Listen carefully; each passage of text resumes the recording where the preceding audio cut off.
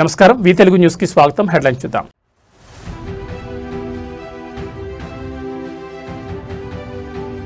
కోనూరు ఘాట్ రోడ్లో ఘోర ప్రమాదం, 100 అడుగుల లోయలో పడ్డ పర్యాటకుల bus.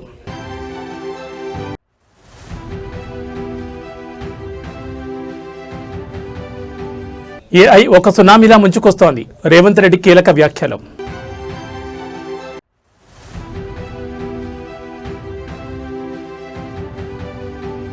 Bharat Mahakali time follow అవ్వాలి, కేంద్ర మంత్రి ఆసక్తికర వ్యాఖ్యలు.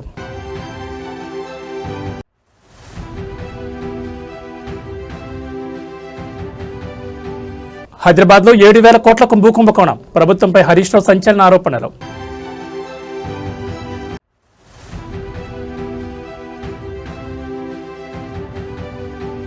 కుశీనగర్ జాతరలో ఘోర ప్రమాదం, 60 అడుగుల ఎత్తు నుండి కూలిన భారీ స్వింగ్ రైడ్. ఇక డీటెయిల్స్ చూస్తే కర్నూలులో ఘోర ప్రమాదం చోటు చేసుకుంది. తమిళనాడులోని ఈ పర్యాటక ప్రాంతంలో ఒక టూరిస్ట్ మినీ బస్ లోయలో పడిపోవడంతో తీవ్ర విషాదం నెలకొంది. వివరాల్లోకి వెళ్తే నమ్మక్కల్ నుండి ప్రయాణం ప్రారంభించిన పర్యాటకుల మినీ బస్ కూనూర్ ఘాట్ రోడ్లలో వెళ్తుండగా నియంత్రణ కోల్పోయి దాదాపు 100 అడుగుల లోతైన లోయలోకి దూసుకెళ్లింది. ఈ ప్రమాదంలో 12 మందికి పైగా ప్రయాణికులు తీవ్రంగా గాయపడినట్లు సమాచారం. ఈ ఘటనతో అక్కడ ఒక్కసారిగా ఆందోళనకర పరిస్థితులు నెలకొన్నాయి. ప్రమాదం జరిగిన వెంటనే స్థానికులు, పోలీసులు, అగ్నిమాపక సిబ్బంది సంఘటనా స్థలానికి చేరుకుని సహాయక చర్యలు చేపట్టారు. గాయపడిన వారిని అత్యవసరంగా సమీప ఆసుపత్రులకు తరలిస్తున్నారు. ప్రత్యక్ష సాక్షుల ప్రకారం ఈ ప్రాంతం చాలా ప్రమాదకరమైన ఘాట్ రోడ్డుతో ఉండడంతో డ్రైవర్ వాహనంపై నియంత్రణ కోల్పోయినట్లు అనుమానం వ్యక్తమవుతోంది. మరోవైపు వాహనం వేగం ఎక్కువగా ఉండడం కూడా ప్రమాదానికి కారణం ఉండొచ్చని అధికారులు చెబుతున్నారు. ఇప్పటికీ రక్షణ చర్యలు కొనసాగుతున్నాయి.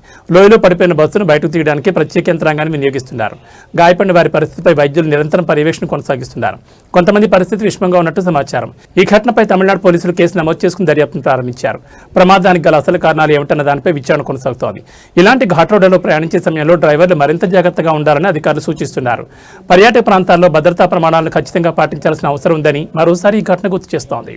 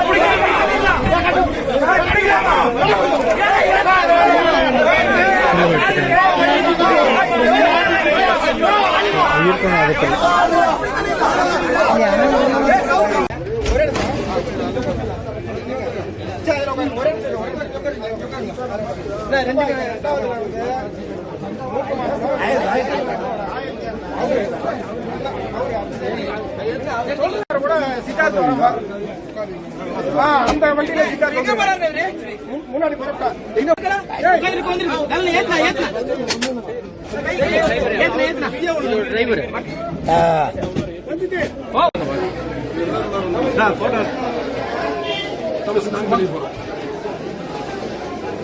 சொன்னா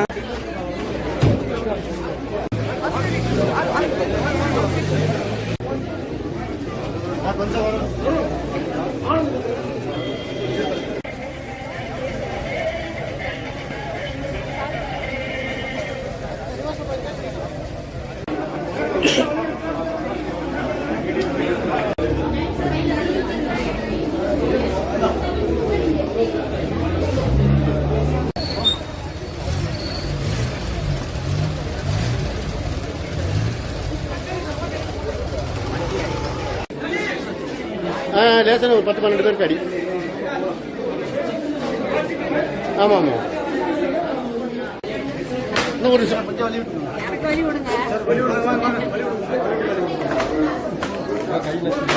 பார்த்து கையை நசிக்கிறார். கொஞ்சம் வழி விடுங்க சார். சார் இப்படியா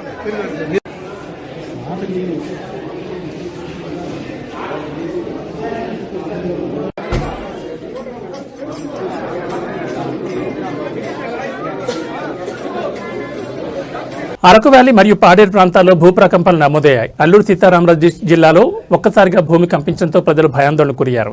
సమాచారం ప్రకారం సుమారు 8 సెకండ్ల పాటు భూమి కంపించినట్లు స్థానికులు చెబుతున్నారు. అకస్మాత్తుగా ఇళ్లలో కంపనలు రావడంతో ప్రజలు భయంతో బయటకు పరుగులు తీశారు. కొన్ని చోట్ల భవనాలు స్వల్పంగా కనిపించగా పెద్ద నష్టం జరిగినట్లు సమాచారం లేదు. ఈ భూకంపానికి కేంద్రం కోరాపుట్ ప్రాంతంగా గుర్తించారు. ఇండియా భూకంప పరిశీలన సంస్థల వివరాల ప్రకారం రిక్టర్ స్కేల్పై భూకంప తీవ్రత 4.4గా నమోదైంది. ఉదయం 11:31 ఈ భూకంపం సంభవించినట్లు నేషనల్ సెంటర్ ఫర్ సెస్మాలజీ వెల్లడించింది. ఈ ప్రకంపనలు అరకులోయ, పాడేరు పరిసర ప్రాంతాల్లో స్పష్టంగా అనుభూతయ్యాయి. ప్రస్తుతం ఎలాంటి ప్రాణ నష్టం లేదా భారీ ఆస్తి నష్టం జరిగినట్టు సమాచారం లేదు. అయితే అధికారుల పరిస్థితిని సమీక్షిస్తూ అప్రమత్తంగా ఉన్నారు. ప్రజలు భయపడాల్సిన అవసరం లేదని, కానీ జాగ్రత్తగా ఉండాలని సూచిస్తున్నారు.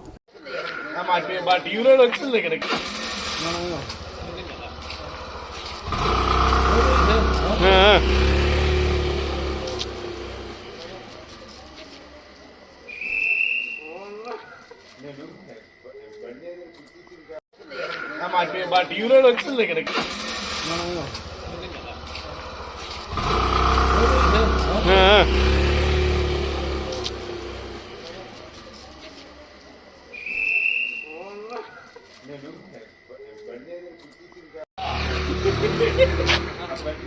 కదా గట్టికి పుట్టాడు కదా ఏటైందని వచ్చాను కాలు కూడా వనిపిసి బండి ఇక ఆ కారు పెడతాడు కదా దానికి గుద్దీసినట్టు షేకింగ్ వచ్చింది. నేను గబుక్కొని వచ్చాను నేను దాని గురించి. సోఫా తర్వాత మంచం రెండు గోడ గుద్దేసుకున్నాయి. క్రికెట్ మ్యాచ్ చూస్తున్నాం, లాస్ట్ బాల్ పట్టలేపరాలు. ఆ విధంగా ఈ భూకంపం కూడా మాకు డిసప్పాయింట్ అయిపోయింది. కాతిహార్లో తీవ్ర ఉద్రిక్త పరిస్థితులు నెలకొన్నాయి. పోలీసులపై స్థానికులు ఆగ్రహంతో దాడికి దిగిన ఘటన కలకలం రేపుతోంది. వివరాలకు వెళ్తే బైక్ దొంగతనం కేసులో అరెస్ట్ అయిన 24 ఏళ్ల యువకుడు రాకేష్ యాదవ్ పోలీస్ కస్టడీలో అనుమానాస్పద పరిస్థితుల్లో మరణించాడు. అయితే ఈ మరణం వెనుక పోలీసుల చిత్రహింసలే కారణమని ఆరోపిస్తూ బాధిత కుటుంబ సభ్యులు, స్థానికులు ఆగ్రహంతో రగిలిపోయారు. ఈ ఘటనతో ఆగ్రహం చెందిన ప్రజలు నేరుగా పోలీస్ స్టేషన్పై దాడి చేశారు. పోలీసులను తరుముతూ చితకబాదిన ఘటన అక్కడ ఉద్రిక్తత మరింత పెంచింది. పరిస్థితి అదుపులోకి తీసుకురావడానికి భారీగా పోలీస్ బలగాలను మోహరించారు. సమాచారం ప్రకారం పరిస్థితి విషమించడంతో స్టేషన్ హౌస్ ఆఫీసర్ సహా 2 పోలీసులు తీవ్రంగా గాయపడినట్టు తెలుస్తోంది. కొంతమంది పోలీసు వాహనాలు ధ్వంసమయ్యాయి. ఈ ఘటనపై బీహార్ పోలీసు ఉన్నతాధికారులు స్పందించి వెంటనే విచారణకు ఆదేశాలు జారీ చేశారు. కస్టడీ డెత్పై పూర్తిస్థాయి దర్యాప్తు చేపడుతున్నామని తెలిపారు. ప్రస్తుతం ఆ ప్రాంతంలో భారీగా పోలీసు బలగాలను మోహరించి పరిస్థితిని అదుపులోకి తీసుకొచ్చే ప్రయత్నాలు కొనసాగుతున్నాయి. ఉద్రిక్తత ఇంకా నెలకొని ఉండడంతో అధికారులు అప్రమత్తంగా ఉన్నారు.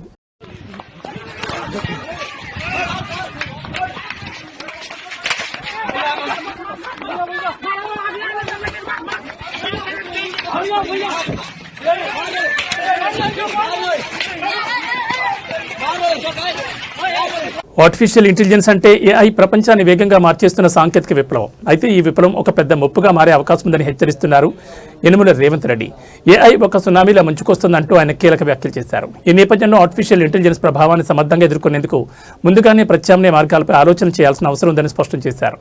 ప్రపంచవ్యాప్తంగా ఏఐ వినియోగం వేగంగా పెరుగుతోంది. ఉద్యోగాలు, వ్యాపారాలు, విద్య, వైద్య రంగాలు ప్రతి రంగంలోనూ ఏఐ ప్రభావం స్పష్టంగా కనిపిస్తోంది.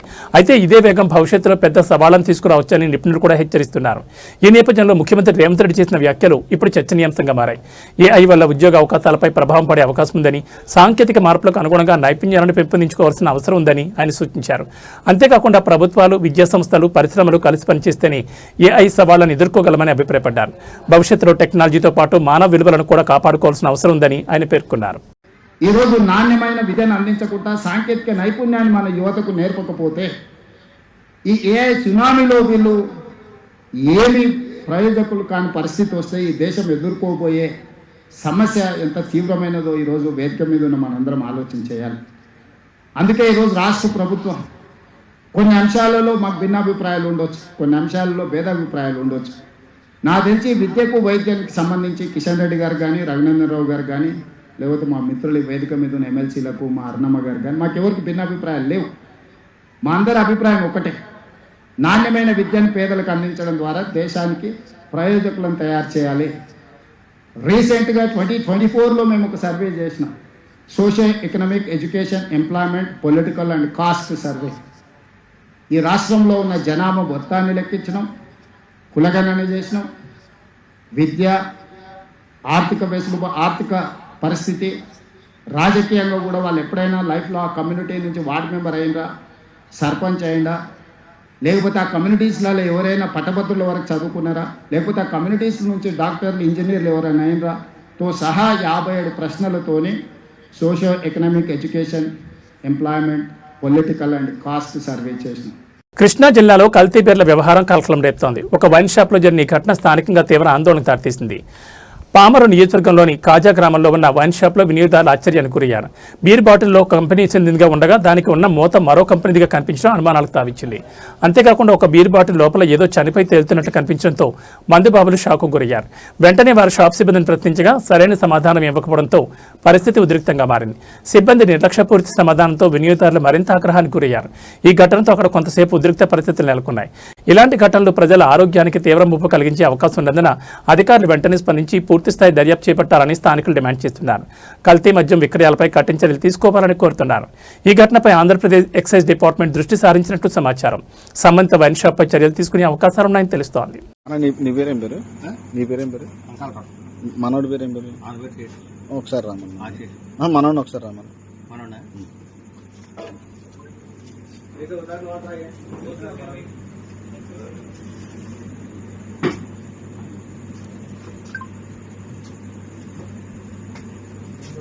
నువ్వేనా ఇచ్చిన బీరు?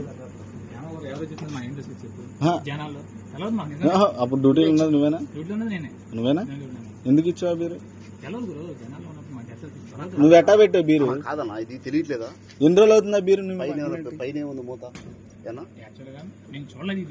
చూడకుండా నువ్వు బీరు దాంట్లో ఎందుకు నువ్వు అది పక్కన పెట్టింది కాదుగా, ఫ్రిడ్జ్ లో పెట్టిందేగా.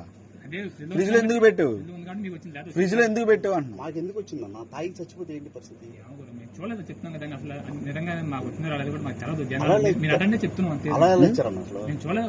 చూడకుండా నువ్వు ఫ్రిడ్జ్ లో ఎందుకు పెట్టావు? ఇది పోయింది, అది షార్టేజ్ కింద లెక్కే. అవును కదా, నువ్వు అది ఎట్టా అమ్మావు? నువ్వు అది ఎట్టా అమ్మావు? మూత కూడా ఏముంది అలా దీంట్లో ఏదో చచ్చిపోయింది చూడు. చూడు కనబడుతుందా నీకు? మరి దీని లైట్, ఫ్లాష్ లైట్. నువ్వు తాగు ఈ బీరు. నువ్వు తాగుతావా? దీంట్లో పోనీ నీకు కనబడదు కదా, దీంట్లో ఏదో చూడు చచ్చిపోయింది, మొత్తం తేలిపోతుంది పైన. చూడకుండా అడ్డించు. మాకు బీర్ కాదన్నా. ఇప్పుడు తర్వాత ఇంకో బీర్ కొనుక్కుని తాగే కానీ అది బాగానే ఉంది. నువ్వు ఎందుకు పెట్టావు అంటున్నా? జనరల్ బీరు కొని పెట్టావు, ఎందుకు అమ్మావు? అదంతా కల్తీ కలిసిపోయి దాంట్లో ఇది ఉంది. చేస్తున్నావు ఇది కాల్స్బర్గ్ కి కేఎఫ్ మూత ఎందుకు వచ్చింది? మరి చూడకుండా ఎందుకు అమ్మావు? నువ్వు ఫ్రీగా చేయట్లేదు కదా, జీతం తీసుకుంటున్నావుగా. నేను చెప్పింది మీకు అర్థం కావట్లేదు, చూడలేదు కాబట్టి మీ దాకా చూసి చూడకుండా ఎట్లా వ్యాపారం చేస్తున్నావు? ఇప్పుడు తాగి చచ్చిపోతే మీ ఓనర్. ఒంగోలులో సంచలనం సృష్టించిన ఘటన ప్రసిద్ధి చెందిన సత్యం టిఫిన్స్ హోటల్ను యజమాని ఎలాంటి ముందస్తు నోటీసు లేకుండా అకస్మాత్తుగా కూల్చివేయడం తీవ్ర వివాదానికి దారితీసింది. గత 10 సంవత్సరాలుగా సత్యనారాయణ అనే వ్యక్తి ఈ హోటల్ను అద్దెకు తీసుకుని నిర్వహిస్తున్నారు. ఈ హోటల్ స్థానికంగా మంచి పేరు సంపాదించుకుని ఎంతో మందికి ఉపాధిని కూడా కల్పించింది. అయితే ఇటీవల లీజ్ గడువు ముగిసిన నేపథ్యంలో ఇరుపక్షాల మధ్య చర్చలు కొనసాగుతున్న సమయంలోనే ఈ అనూహ్య ఘటన చోటు చేసుకుంది. అయితే చట్టపరమైన ప్రక్రియను పాటించకుండా ఎలాంటి ముందస్తు నోటీసు ఇవ్వకుండా యజమాని హోటల్ను బలవంతంగా కూల్చేశారని ఆరోపణలు వినిపిస్తున్నాయి. ఈ ఘటనతో సత్యనారాయణ కుటుంబం తీవ్ర ఆర్థిక నష్టాన్ని ఎదుర్కొంటున్నట్లు సమాచారం. ఈ చర్యపై స్థానికులు తీవ్ర ఆగ్రహం వ్యక్తం చేస్తున్నారు. ఒక వ్యక్తి 10 ఏళ్లుగా నడిపిస్తున్న వ్యాపారాన్ని ఒక్కసారిగా ఇలా కూల్చివేయడం అన్యాయం అంటూ వారు ఆవేదన వ్యక్తం చేస్తున్నారు. చిన్న వ్యాపారుల హక్కులు ఎక్కడా అనే ప్రశ్నలు లేవనెత్తుతున్నారు. ఇక ఈ ఘటనపై మానవ హక్కుల కోణంలో కూడా పెద్ద చర్చ జరుగుతోంది. ఈ విషయాన్ని నేషనల్ హ్యూమన్ రైట్స్ కమిషన్ దృష్టికి తీసుకెళ్లాలని బాధితులు స్థానికులు కోరుతున్నారు. చట్టపరంగా చూస్తే లీజ్ గడువు ముగిసినా అద్దెదారుని ఖాళీ చేయించడానికి నిర్దిష్ట విధానాలు పాటించాలి. ముందస్తు నోటీసు ఇవ్వడం, చట్టపరమైన అనుమతులు తీసుకోవడం వంటి చర్యలు తప్పనిసరి. కానీ ఈ ఘటనలో అవి పాటించలేదనే ఆరోపణలున్నాయి. ప్రస్తుతం ఈ ఘటనపై అధికారుల స్పందన కోసం అందరూ ఎదురుచూస్తున్నారు. బాధితుడికి న్యాయం జరుగుతుందా, బాధ్యులపై చర్యలు తీసుకుంటారన్నది చూడాల్సి ఉంది.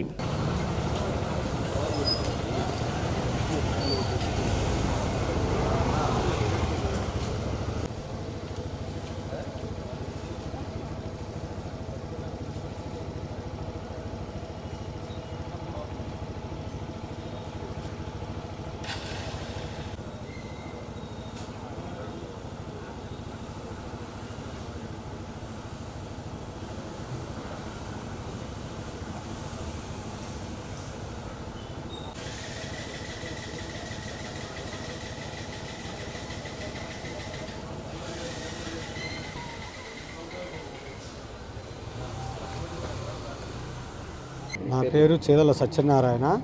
మాది సత్యం హోటల్ అంటారు, లాయరిపేట, సాయిబాబా గుడి పక్క సందు, మహాలక్ష్మి టవర్ ఆపోజిట్. మేము దాదాపు 10 సంవత్సరాల నుంచి ఇక్కడ హోటల్ రన్ చేస్తున్నాము. మాది 35 సంవత్సరాల నుంచి వ్యవస్థ మాది. 10 సంవత్సరాల నుంచి ఈ స్థలంలో మేము చేస్తున్నాము. అది ఇప్పుడు టైం అయిపోయిందని చెప్పి ఓనర్ గారు వచ్చి ఖాళీ చేయమని అడిగాడు. 1 నెల రోజులు టైం ఇవ్వమన్నాను. సరే ఇస్తానని చెప్పని ఆ రోజు నైట్ 9ంటికి చెప్పాడు. తర్వాత వచ్చేలేకి నా దగ్గర బాగానే మాట్లాడి చేసి ఉన్నట్టుండి బొక్కలేని తీసుకొచ్చి 4 వ్యక్తులను తీసుకొచ్చి పడగొట్టాడు. మా జీవనాధారం ఇదేను. నా గుమస్తాలు 15 మంది దాకా నా దగ్గర వర్క్ చేస్తున్నారు. నువ్వు శెట్టి గారి కులంలో పుట్టి మీది కూడా మేము ఖాళీ చేయకపోతే మేము ఎందుకు బతుకు, మాది వేస్ట్ కదా అని చెప్పని మాట్లాడాడు. 6 వయసులు అంటే అంత తేలికైపోయింది వాడికి. వాడు ఇష్టం వచ్చినట్టు మాట్లాడాడు. అదేమంటే నీకు ఇప్పుడు పొక్కలేని కింద పెడతాను ఆపమని చెప్పని అడిగితే అన్నాడు. నువ్వేమి చేయలేవు, నన్ను నేను మొత్తం అన్నీ మాట్లాడుకొని వచ్చాను, అన్నీ చేటాలని చెప్పని మాట్లాడుతున్నాడు. నువ్వేమి చేయలేవని చెప్పని మాట్లాడుతున్నావు. అలానే అతను మా సైట్ ఓనర్ పేరు రేఖా వీరయ్య. వాడి పక్కన వాడు రౌడీ షేటర్ అంట కోటి, మన చేమకుర్తి పాడి మీద పాలెం దగ్గర పెట్రోల్ బంకు. వాడు నోటికి వచ్చినట్టు నా పేరు నాగమణి. మేము ఇక్కడ 10 సంవత్సరాల నుంచి చేస్తున్నాం సార్. మాకు జీవనోపాధి ఆయన చెట్టెళ్ళి ఆయన ఉన్నాడు, నీడెళ్ళే మేము ఉన్నాం సార్. వాళ్ళు రాత్రికి రాత్రి అట్ట చేశారు. మేము ఎలా బతకాలి? మేము ఆయన దగ్గరికి వచ్చి పని చేసుకుంటున్నాం సార్. మేము ఉదయాన్నే పనికాని వచ్చేలోకి ఇట్ట ఉంది సార్. మాకు న్యాయం జరగాలి. మేము బతికేది ఎలాగో మేము జీవనోపాధి ఇక్కడే చేసుకుంటున్నాం సార్. మాకు న్యాయం జరగాలి. దానికి మీరు కూడా కొద్దిగా కోఆపరేట్ చేయాలి సార్. మేము 10 సంవత్సరాల నుంచి చేస్తున్నాం సార్. మాకు ₹1,00,000 ఆయన పెట్టుబడి కూడా పెట్టున్నాడు. మాకు ఆయన బాకీ ఎలా తీరాలి? మేము ఎలా చేయాలి? మేము ఎక్కడికి పోవాలి? అంత కనికరం లేకుండా చేశాడు ఏం సార్ ఆయన చెప్పా చేయకుండా ఇట్లా పెట్టి చెట్టు కింద మమ్మల్ని నిలబెట్టి ఆయన ఇట్లా చేయటం ఇది పద్ధతి కాదు సార్. మేము చాలా మా పిల్లలు కూడా ఈయన చేతి కింద నిలబడి చదువుకొని మేము పెద్దవాళ్ళం అయిన వాళ్ళు ఉండాం సార్. ఆయన అట్లా చేయటం ఇది పద్ధతి కాదు. మేము చాలా ఇదిగా ఉండాం. మా సామాన్ అల్లి ఆడ పడేసాడు. ₹10 లక్షల సరుకుంది సార్ లోన. కనీసం మాకు ఒక 10 నిమిషాల ముందు చెప్పినా మేము అందరం వచ్చి అందరం తలాగు చేసుకొని మా సామాన్లు మేము పక్కన పెట్టుకొని ఎట్లా మా తిప్పలు మేము పడేవాళ్ళమే. ఆయన చెప్పా చేయకుండా ఇట్లా చేయటం అసలు ఏం బాగాలేదు సార్. మాకు చాలా ఇదిగా ఉంది. ఆయన వచ్చి మాకు ఇట్లా ఎందుకు చేశాడో చెప్పాలి. లేదంటే ఆయన కారణం ఏదో నాకు ఇట్లా చేశాడు అంటారు, అందుకని నేను ఈ పని చేశానని ఆయన చెప్పాలా. ఏది లేకుండా ఆయన అక్కడే ఉండి మేము ఇక్కడే ఉంటే మాత్రం అయ్యేది కాదు. అట్లా అయితే మాత్రం బాగుండదు సార్. మాకు ₹10 లక్షల సరుకు నష్టం చేశాడు. మాకు అందరికి పనులు కావాలి. మళ్ళీ మేము ఎక్కడ పరిగెత్తాలి? ఇప్పుడు ఈ టయాన్ని పోతే ఎవరు పనులు పెట్టుకోరు. మాకు ఎప్పటి నుంచి ఇక్కడే ఉంటున్నాం. మేము పక్కన స్థలం కూడా చూసుకున్నామని చెప్పాం. రైతులకు ఊరట కలిగించే కీలక నిర్ణయం తీసుకున్నారు అధికారులు. రంగనాయక సాగర్ రిజర్వాయర్లోకి నీటి పంపింగ్ ప్రక్రియ ప్రారంభమైంది. ఈ ప్రాజెక్టులో కేవలం 1 టీఎంసీ నీళ్లు మాత్రమే ఉన్నాయని, యాసంగి పంటకు రైతులకు నీటి కొరత తలెత్తే అవకాశం ఉందని ఆందోళనలు వ్యక్తమయ్యాయి. ఈ నేపథ్యంలో అదనంగా మరో 1 టీఎంసీ నీటిని విడుదల చేయాలని ప్రభుత్వాన్ని కోరుతూ మాజీ మంత్రి హరీష్ రావు ఇటీవల లేఖ రాశారు. ఈ అంశంపై స్పందించిన మంత్రి ఉత్తమ్ కుమార్ రెడ్డి అధికారులతో సమీక్ష నిర్వహించి తక్షణ చర్యలు తీసుకోవాలని ఆదేశాలు జారీ చేసినట్లు సమాచారం. దీంతో ఇప్పుడు రంగనాయక సాగర్లోకి నీటి పంపింగ్ ప్రారంభమైంది. ఈ నిర్ణయం వల్ల యాసంగి పంట సాగు చేస్తున్న రైతులకు పెద్ద బోరాట లభించనుంది. ఇంకొన్ని రోజులు ఆలస్యమైతే పంటలు ఎండిపోయే పరిస్థితి ఉండేది. ఇప్పుడు నీరు అందుతుండటంతో ఆశలు మళ్లీ చిగురుస్తున్నాయని రైతులు ఆనందం వ్యక్తం చేస్తున్నారు. ఈ పరిణామంతో హరీష్ రావు చేసిన ప్రయత్నాలు ఫలించినట్లయ్యాయని రాజకీయ వర్గాల్లో చర్చ జరుగుతోంది. రైతుల సమస్యలను గుర్తించి వెంటనే స్పందించిన అవసరమని నిపుణులు కూడా అభిప్రాయపడుతున్నారు.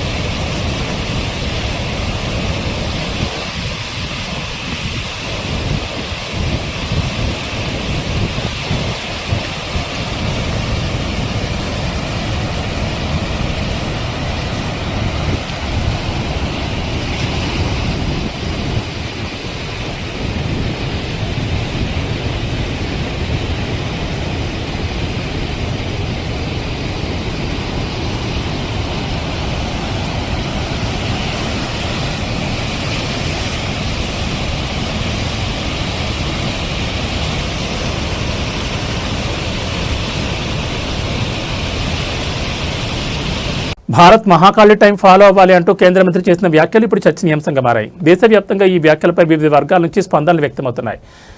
భారతదేశం తన సాంస్కృతిక మూలాలను ఆధ్యాత్మిక వారసత్వాన్ని మరింతగా ఆచరణలోకి తీసుకురావాల్సిన అవసరం ఉందని కేంద్ర మంత్రి అభిప్రాయపడ్డారు. ఈ సందర్భంలో మహాకాళి టైం అనే భావనను ప్రస్తావిస్తూ భారతీయ జీవన విధానంలో సమయానికి ఉన్న ప్రాముఖ్యతను గుర్తు చేశారు.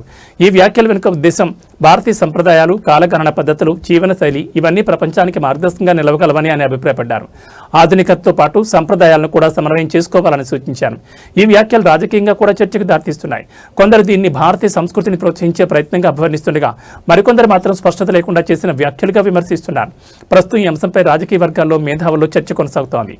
మహాకాళి టైం అంటే ఏమిటి, దాన్ని దేశవ్యాప్తంగా ఎలా అమలు చేస్తారు అనే ప్రశ్నలు తలెత్తున్నాయి.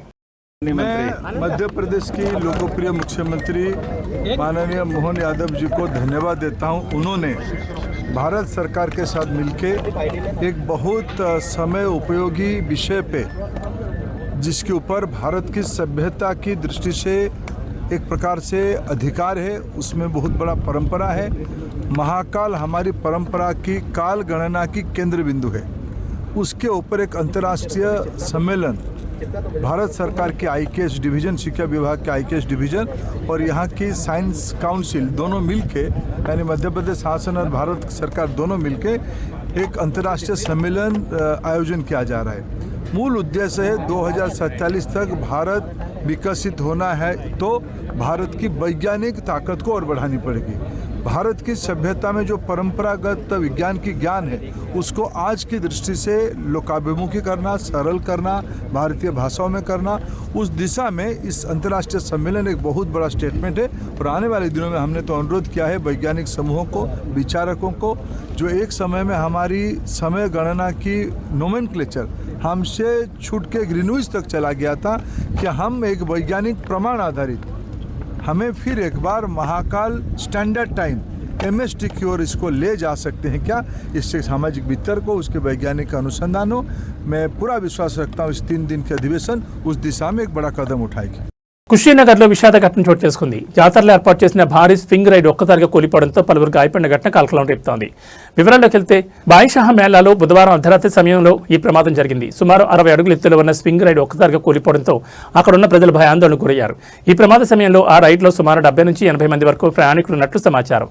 ముఖ్యంగా మహిళలు, చిన్నపిల్లలు ఎక్కువగా ఉన్నారు. రైడ్ కేవలం 2 రౌండ్లు మాత్రమే పూర్తి చేసిన వెంటనే ఈ ప్రమాదం చోటు చేసుకోవడం మరింత ఆందోళన కలిగిస్తోంది.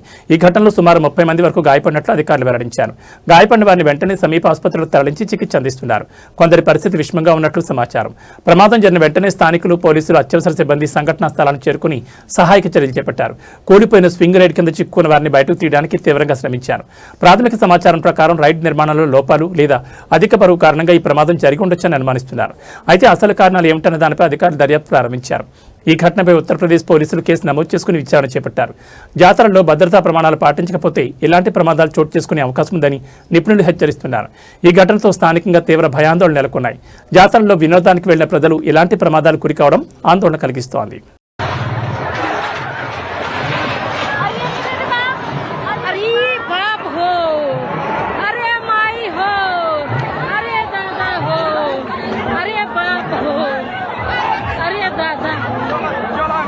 హిమాచల్ ప్రదేశ్లో ఘోర రోడ్డు ప్రమాదం చోటు చేసుకుంది. కుల్లు జిల్లాలోని షోజు సమీపంలో ఒక ట్రావెలర్ వాహనం లోయలో పడిపోవడంతో ప్రాణనష్టం సంభవించింది. సుమారు 22 మందితో ప్రయాణిస్తున్న ట్రావెలర్ వాహనం కొండ మార్గంలో వెళుతుండగా డ్రైవర్ నియంత్రణ కోల్పోయి లోతైన లోయలో పడిపోయింది. ఈ ప్రమాదం ఒక్కసారిగా జరిగిపోవడంతో అక్కడ ఉన్నవారు తీవ్ర భయాందోళనకు గురయ్యారు. ఈ దుర్ఘటనలో 4 వ్యక్తులు అక్కడికక్కడే ప్రాణాలు కోల్పోయారు. వీరిలో 2 పురుషులు, 2 మహిళలు ఉన్నట్లు అధికారులు తెలిపారు. మిగతా 18 మందిని గాయాలతో రక్షించి వెంటనే సమీపంలోని బంజార్ ఆసుపత్రికి తరలించారు. ప్రమాదం జరిగిన వెంటనే స్థానికులు, పోలీసులు, అగ్నిమాపక సిబ్బంది సంఘటనా స్థలానికి చేరుకుని సహాయక చర్యలు ప్రారంభించారు. లోయలో పడిపోయిన వాహనంలో చిక్కుకున్న వారిని బయటకు తీయడానికి తీవ్రంగా శ్రమించారు. ప్రత్యక్ష సాక్షుల ప్రకారం ఈ ప్రాంతంలో రహదారులు చాలా సన్నగా, ప్రమాదకరంగా ఉండడంతో ఇలాంటి ఘటనలు తరచుగా జరుగుతున్నాయి. వాహనం వేగం ఎక్కువగా ఉండడం లేదా మలుపుల్లో జాగ్రత్తలు తీసుకోకపోవడం ప్రమాదానికి కారణమై ఉండొచ్చని అనుమానిస్తున్నారు. ఈ ఘటనపై హిమాచల్ ప్రదేశ్ పోలీసులు కేసు నమోదు చేసుకుని దర్యాప్తును ప్రారంభించారు. ప్రమాదానికి గల ఖచ్చితమైన కారణాలు తెలుసుకునేందుకు విచారణ కొనసాగుతోంది. ప్రస్తుతం ఆసుపత్రిలో గాయపడిన వారికి వైద్యులు చికిత్స అందిస్తున్నారు. కొందరి పరిస్థితి విషమంగా ఉన్నట్లు సమాచారం. ఈ ఘటనతో ఆ ప్రాంతంలో విషాద వాతావరణం నెలకొంది. కుటుంబ సభ్యులు, బంధువులు కన్నీరు మున్నీరుగా విలపిస్తున్నారు.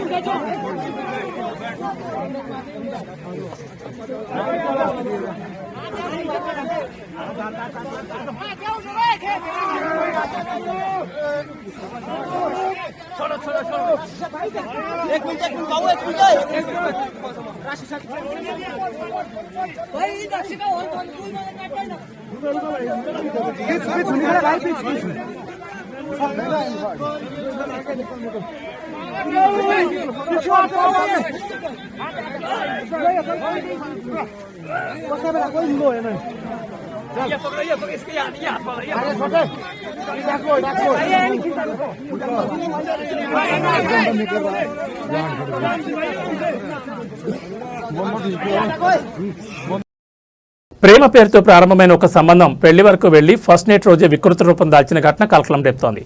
కూకట్పల్లి పోలీస్ స్టేషన్ పరిధిలో ఈ దారుణ ఘటన చోటు చేసుకుంది. నవాజ్ అనే యువకుడు షాప్ అద్దెకు కావాలనే నెపంతో ఒక యువతిని సంప్రదించాడు. ఈ పరిచయం క్రమంగా స్నేహంగా మారి తర్వాత ప్రేమగా మారింది. షాప్ అద్దెకు తీసుకున్న తర్వాత కూడా నవాజ్ తరచూ ఆ యువతిని కలుస్తూ నిన్ను ప్రేమిస్తున్నానంటూ వెంటబడినట్లు సమాచారం. కొంతకాలం తర్వాత ఆ యువతి కూడా అతని ప్రేమను అంగీకరించింది. ప్రేమ మరింత బలపడడంతో ఇద్దరు పెళ్లి చేసుకోవాలని నిర్ణయించుకున్నారు. ఈ క్రమంలో నవాజ్ తన పేరు మార్చుకుని నవదుర్గగా పరిచయం చేసుకున్నట్లు తెలుస్తోంది. ఈ అంశం ఇప్పుడు కేసులో కీలకంగా మారింది. అయితే పెళ్లి తర్వాత ఫస్ట్ నైట్ రోజే అసలు నిజం బయటపడిందని బాధితురాలు ఆరోపిస్తోంది. అప్పటి వరకు ప్రేమగా ప్రవర్తించిన నవాజ్ ఒక్కసారిగా వికృతంగా ప్రవర్తించినట్టు తెలిపింది. ఈ ఘటనతో షాక్ గురైన బాధితురాలు వెంటనే పోలీసులను ఆశ్రయించింది. కేసు నమోదు చేసిన హైదరాబాద్ పోలీసులు పూర్తిస్థాయి దర్యాప్తును ప్రారంభించారు. ఈ ఘటనలో మోసం, మానసిక వేధింపులు మరియు ఇతర కోణాల్లో కూడా పోలీసులు విచారణ చేపడుతున్నారు. నిందితుడు నవాజ్ ప్రస్తుతం అదుపులో ఉన్నాడా లేక పరారీలో ఉన్నాడా అన్న విషయంపై స్పష్టత రావాల్సి ఉంది. ఈ ఘటనతో ప్రేమ పేరుతో జరిగే మోసాలపై మరోసారి చర్చ మొదలైంది. వ్యక్తుల నిజమైన గుర్తింపు, నేపథ్యం తెలుసుకోవడం ఎంత ముఖ్యమో నిపుణులు చెప్తున్నారు. నవాజ్ అనే వ్యక్తిని కలిసాను సార్. నేను మా షాప్ ఒకటి రెంట్కి ఉంది, దానికి వాళ్ళు రెంట్కి వచ్చారు సార్. ఈస్టర్న్ ట్రేడింగ్ సొల్యూషన్స్ అని చెప్పి పెట్టారు, ట్రేడింగ్ చేస్తామని చెప్పి పెట్టారు సార్ ఆ షాప్. దాని తర్వాత ఫ్రీక్వెంట్గా మా ఆఫీస్ దగ్గర కూడా వచ్చేవాళ్ళు సార్ వాళ్ళు. దాని తర్వాత మళ్ళీ ఫస్ట్ వీక్లో రిసార్ట్కి తీసుకెళ్ళారు నాకు. అక్కడ అంటే ఏమి మత్తు పదార్థాలు ఇచ్చారో తెలీదు. అది తిన్న తర్వాత నేను నా కాన్షియస్ స్టేట్లో లేను సార్. నేను తర్వాత అలా 3 సార్లు ఒకసారి బేగంపేట్ ఫ్లాట్లో కూడా అలా చేశారు సార్. నన్ను అంటే రేప్ చేశారు సార్ వాళ్ళు. వాళ్ళ తమ్ముళ్ళు మున్నావర్, షారుఖ్, ఇస్మాయిల్, వాళ్ళ ఫ్రెండ్ లీలాఫ్ అని చెప్పి అతను, నవాజ్. వాళ్ళ ఫ్యామిలీ అంటే ఫస్ట్ నాకు పరిచయం అయినప్పుడు కన్వర్ట్ అయ్యానని చెప్పి సర్టిఫికేట్ చూపించారు సార్ నాకు. నవదుర్గాని చేంజ్ చేయాలని చెప్పారు. తర్వాత మా మమ్మీకి కూడా అలానే ఒప్పించారు వాళ్ళు. మా ఫాదర్ లేరు సార్ మాకు. వాళ్ళు ఫస్ట్ వీక్లోనే రిసార్ట్కి తీసుకెళ్ళి అతను మా ఫ్యామిలీ వస్తున్నారు అక్కడికి, మనం మన ఫ్యామిలీని కలుద్దామని చెప్పి తీసుకెళ్ళారు. కానీ అక్కడ చూస్తే ఎవరు రాలేదు సార్. తీశారు సార్. అంటే ఆ రోజు నెక్స్ట్ డే మార్నింగ్ చూపించాడు నాకు, నా ఫొటోస్ చూపించి నేను నిన్ను తప్ప ఎవరిని పెళ్లి చేసుకుని నువ్వు ఏమైనా చేసుకుంటే కూడా ఇవన్నీ బయట పెడతానని చెప్పాడు సార్. జూలై 28కి పెళ్లి చేసుకున్నాడు సార్ కుకట్పల్లి రిజిస్టర్ ఆఫీస్లో. తర్వాత నన్ను ముస్లింలోకి మార్పించుకున్నాడు సార్. ఇమామ్. ఏం పేరమ్మా? సార్ ఏం పేరు? నజీరా అని పేరు పెట్టారు సార్. ఓకే. తర్వాత నాకు నేను వెజిటేరియన్, నాన్ వెజ్ తినను. బీఫ్ తినిపివ్వడము, కల్మా చదివించారు. ఇమామ్ అని వాళ్ళ మామ వచ్చి నువ్వు ఆల్రెడీ ముస్లిం, ఇంకా మా దగ్గర తీసుకున్న డబ్బులు కూడా మేము డౌరీ లాగా అనుకుంటాం, రిటర్న్ ఇవ్వమని చెప్పి అని అన్నారు. ఎన్ని డబ్బులు తీసుకున్నారు మీ దగ్గర నుంచి? అప్పుడు వరకు అయితే 16.7 lakhs తీసుకున్నారు. దాని తర్వాత మళ్ళీ మా మమ్మీ ల్యాండ్ అమ్మిపించారు సార్. ల్యాండ్ ఫస్ట్ ఒకసారి బిజినెస్ అని తీసుకున్నారు, దాని తర్వాత నా పేరు మీద ల్యాండ్ రిజిస్ట్రేషన్ అని చెప్పి తీసుకున్నారు. ఒక చిన్నారిపై అమానుష దాడి ఘటన దేశవ్యాప్తంగా కలకలం రేపుతోంది. ఓ మదరసాలో బాలుని దారుణంగా కొట్టిన వీడియో బయటకు రావడంతో తీవ్ర ఆగ్రహం వ్యక్తమవుతోంది. ఇద్దరు వ్యక్తులు జునైద్, షోయబ్ ఒక మైనర్ బాలుని మదరసా లోపల తీవ్రంగా హింసించిన ఘటన వెలుగులోకి వచ్చింది. బాలుని ఏకంగా 36 సార్లు కొట్టినట్లు వీడియోలో కనిపిస్తోంది. ఈ దృశ్యాలు సామాజిక మాధ్యమాల్లో వైరల్ కావడంతో ప్రజలు ఆగ్రహం వ్యక్తం చేస్తున్నారు. ఈ ఘటన ఎక్కడ జరిగిందన్న దానిపై పూర్తి వివరాలు వెలుగులోకి వస్తున్నాయి. బాధిత బాలుడు తీవ్ర భయాందోళనకు గురయ్యాడని, శారీరకంగా కూడా గాయపడినట్లు సమాచారం. ఈ ఘటనపై వెంటనే స్పందించిన ఉత్తరప్రదేశ్ పోలీసులు దర్యాప్తు చేపట్టి నిందితులు జునైద్, షోయబ్లను అదుపులోకి తీసుకున్నారు. అదేవిధంగా యోగి ఆదిత్యనాథ్ ప్రభుత్వం ఈ ఘటనను తీవ్రంగా పరిగణించి బాధ్యులపై కఠిన చర్యలు తీసుకోవాలని అధికారులు ఆదేశాలు జారీ చేసినట్టు తెలుస్తోంది. ఈ ఘటనతో విద్యాసంస్థల్లో పిల్లల భద్రతపై మరోసారి పెద్ద చర్చ మొదలైంది. పిల్లలపై ఇలాంటి దారుణాలు జరుగుతుండడం ఆందోళన కలిగించే విషయమని నిపుణులు చెబుతున్నారు. ప్రస్తుతం పోలీసులు కేసు నమోదు చేసుకుని పూర్తిస్థాయి దర్యాప్తును కొనసాగిస్తున్నారు. బాధిత బాలుడికి వైద్య సహాయం అందిస్తున్నట్లు సమాచారం.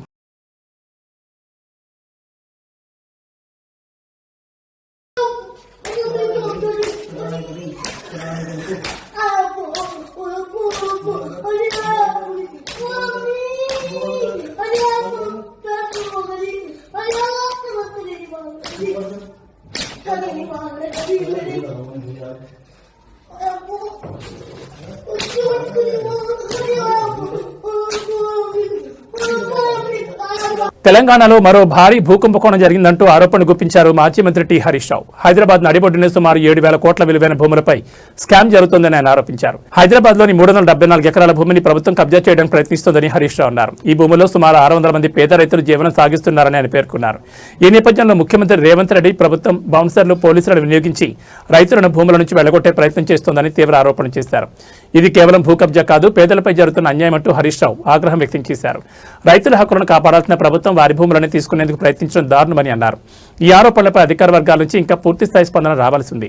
అయితే ఈ విషయం ఇప్పుడు తెలంగాణ రాజకీయాల్లో పెద్ద చర్చగా మారింది. మరోవైపు ఈ ఆరోపణలపై అధికార పార్టీ నేతలు స్పందిస్తూ ఇవి పూర్తిగా రాజకీయ ప్రేరేపిత వ్యాఖ్యలను కొట్టిపారేస్తున్నారు. ప్రభుత్వం ఎలాంటి అక్రమాలకు పాల్పడలేదని స్పష్టం చేస్తున్నారు. ఈ పరిణామంతో రైతుల్లో ఆందోళన పెరిగింది. తమ భూములు కోల్పోతామనే భయంతో వారు ఆందోళన చేపట్టే అవకాశం ఉంది. ఈ స్కామ్ అంతా ఇంత కాదు, 7,000 కోట్ల రూపాయల స్కామ్.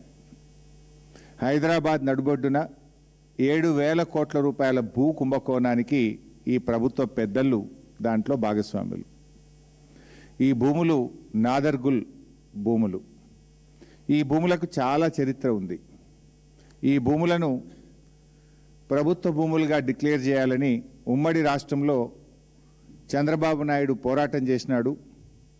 రాజశేఖర్ రెడ్డి గారు ఈ భూములను ప్రభుత్వ భూములుగా ప్రకటించారు. కేసీఆర్ గారి ప్రభుత్వం ఈ భూములను రక్షించింది. ఇప్పుడు వచ్చిన రేవంత్ రెడ్డి ప్రభుత్వం భక్షిస్తున్నది.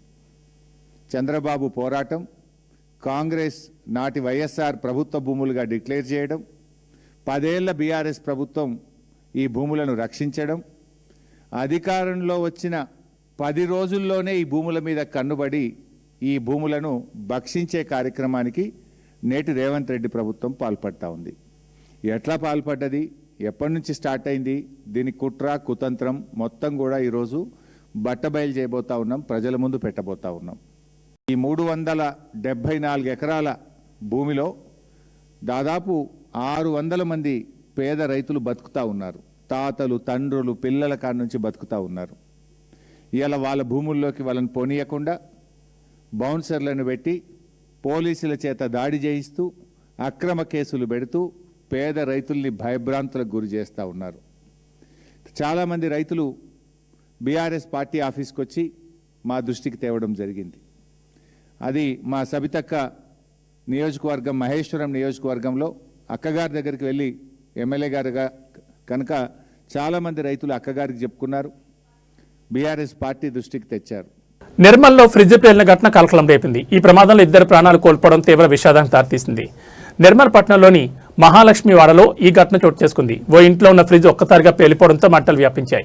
ఈ ఘటనలో విజయ్ అనే వ్యక్తితో పాటు మరో మహిళ తీవ్రంగా గాయపడ్డారు. గాయపడిన వారిని వెంటనే ఆసుపత్రికి తరలించి చికిత్స అందించారు. అయితే పరిస్థితి విషమించడంతో ఆదివారం వారిద్దరూ చికిత్స పొందుతూ మరణించినట్లు సమాచారం. ప్రాథమిక సమాచారం ప్రకారం షార్ట్ సర్క్యూట్ కారణంగానే ఈ ప్రమాదం జరిగి ఉండొచ్చని అధికారులు అనుమానిస్తున్నారు. ఎలక్ట్రికల్ లోపం వల్ల ఫ్రిడ్జ్ ఒక్కసారిగా పేలి మంటలు చెలరేగినట్టు తెలుస్తోంది. ఈ ఘటనతో స్థానికులు తీవ్ర భయాందోళనకు గురయ్యారు. అగ్ని ప్రమాదం ఎంత ప్రమాదకరమో మరోసారి ఈ ఘటన గుర్తు చేస్తోంది. ఇలాంటి ప్రమాదాలు నివారించేందుకు నిపుణులు కొన్ని సూచనలు చేస్తున్నారు. ముఖ్యంగా ఎండాకాలంలో ఫ్రిడ్జ్లను గోడకు అతికించకుండా మెరిక భాగంలో గాలి సరిగా ఆడేలా ఉంచాలని సూచిస్తున్నారు. అలాగే వైరింగ్ను క్రమం తప్పకుండా తనిఖీ చేయడం చాలా అవసరమని చెప్తున్నారు. ఇంటి ఎలక్ట్రానిక్ పరికరాల నిర్వహణలో చిన్న నిర్లక్ష్యమే పెద్ద ప్రమాదాలు దారితీస్తుందని అధికారులు హెచ్చరిస్తున్నారు.